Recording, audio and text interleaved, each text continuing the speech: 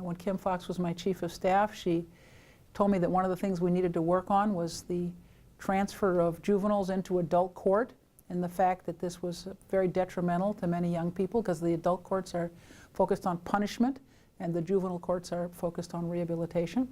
Well, I think anybody who's been a parent of a teenager knows that teenagers are impulsive. They don't always think of the consequences of their acts.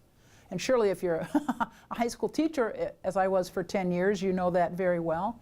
You know, a lot of good kids, you know, just mess up because they're not thinking or they get involved with the wrong crowd.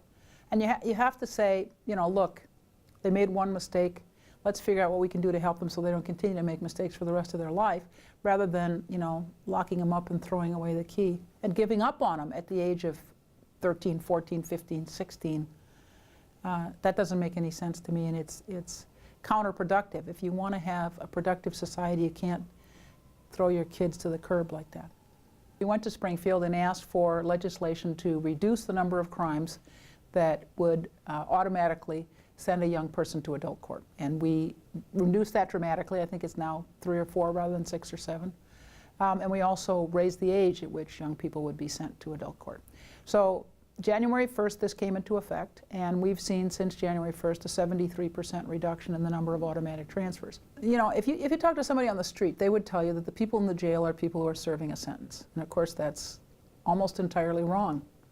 Only 7% of the people in the jail are serving a sentence. 93% are awaiting trial. And in this country, you are innocent until proven guilty. So 93% of the people in the jail have not been convicted of the crime of which they are accused. You know, our jails are poorhouses.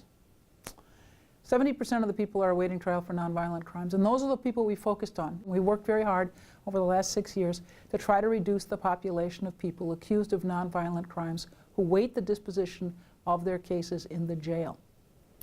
And with the support of all the actors in the criminal justice arena, the public safety arena, we've managed to bring down the jail population. And last fall, we had a celebration of the demolition of the Division 17, the first of the divisions that's going to come down. And this spring, we will start on demolition of Divisions 1 and 1A. And that's a reflection of the declining jail population and our good work with the sheriff.